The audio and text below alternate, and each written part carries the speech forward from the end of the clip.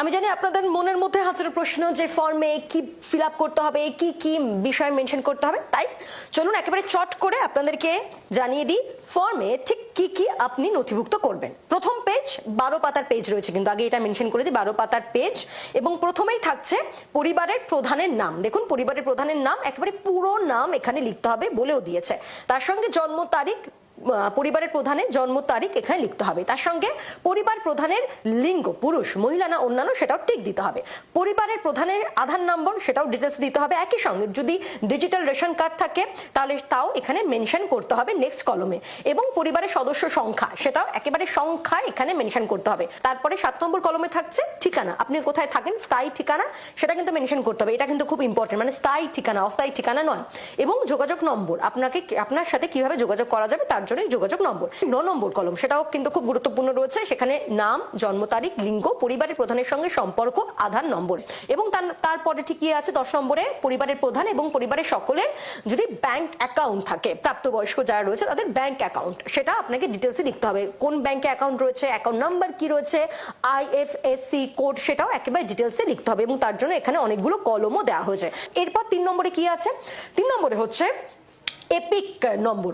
Voter কার্ডে যে epic নম্বরটা থাকে সেটা কিন্তু এখানে লিখতে হবে এবং মেনশন করতে হবে যে কোন বিধানসভার মধ্যে পড়ছে সেটা, এবং তার যে নম্বর দেখবেন একেবারে আপনাদের যে ভোটার কার্ড সেখানে মেনশন থাকে সেই সমস্ত যাবতীয় ডিটেলস এইখানে এই কলমে মেনশন করতে হবে। 12 নম্বরে হচ্ছে যদি আপনার কাছে কোনো রকমের সার্টিফিকেট থাকে, SC ST OBC যদি সেই রকম কোনো সার্টিফিকেট থাকে আপনার, তাহলে সেই কলমে আপনাকে টিক দিতে হবে। এই যে এখানে সেইগুলো মেনশন করা আছে। আর তারপর হচ্ছে আপনার রেশন কার্ড বা খাদ্য ভর্তুকি যদি কিছু থাকে, রেশন কার্ড তো আমাদের সবারই আছে, সেই রেশন কার্ড এখানে মেনশন করতে হবে আপনাকে 3 নম্বর। এবার 4 নম্বর পেজ, সেখানে হচ্ছে আপনার যদি ডিজিটাল রেশন কার্ড আছে সেটা কি আছে, যদি হ্যাঁ থাকে আপনি হ্যাঁতে টিক দেবেন, যদি না থাকে তাহলে না, তাহলে মিটে গেল। আপনার পরিবারের রেশন দোকান থেকে মাসিক আপনি রেশন তুলছেন কিনা, অর্থাৎ আপনি আপনার পরিবারের সদস্যরা তারা কি রেশন নিচ্ছেন প্রতিনিয়ত, যদি হয় হ্যাঁ তাহলে হ্যাঁতে টিকমার্ক দেবেন, আর যদি না হয় তাহলে না।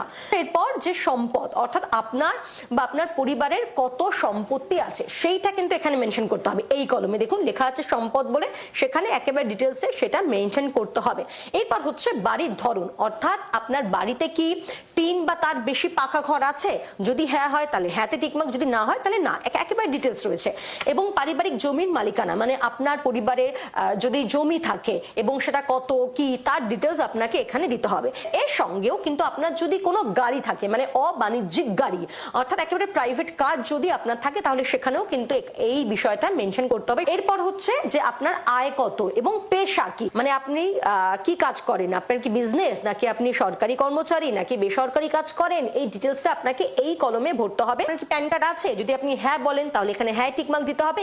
আপনার প্যান কার্ডের নম্বর একেবারে দিতে হবে, শুধু আপনার নম্বর নয়, আপনার পরিবারের যতজন সদস্য আছে তাদের প্যান কার্ড যদি থাকে সেটাও কিন্তু আপনাকে এই কলমে একেবারে ফিল আপ করতে হচ্ছে। সব থেকে বড় বিষয় পরিবারের মোট সার্বিক আয়, আপনার পরিবারের সদস্যদের মোট আয়টা কত সেটা এখানে অঙ্কে লিখতে হবে। এরপরে আসছি আমরা 11 নম্বর পেজে, সেখানে কি আছে, আপনি কি কোনো সরকারি প্রকল্পের সুবিধা ডিবিটি এর মাধ্যমে পাচ্ছেন, অর্থাৎ ব্যাংকের মাধ্যমে পাচ্ছেন, যদি হ্যাঁ হয়ে থাকে তাহলে সেটা আপনাকে মেনশন করতে হবে। অনেকগুলো প্রকল্প আছে। 12 নম্বরে যেটা আছে 12 নম্বর পেজে, সেটা হচ্ছে আপনি যখন এটা জমা দিচ্ছেন সরকার বা ধরুন পুরসভা বা BDO বা DM কে যখন আপনি জমা দিচ্ছেন তিনি এখানে ফিল আপ করবেন। 12টা পেজে যেটার সারমর্ম হচ্ছে, যদি একটু শর্টে বলি তা হচ্ছে আপনার পুরো ডিটেলস দিতে হবে সেখানে। তারপর যখন দেখা যাবে হ্যাঁ যাবতীয় যা যা নিয়ম আছে সেগুলো আপনি এই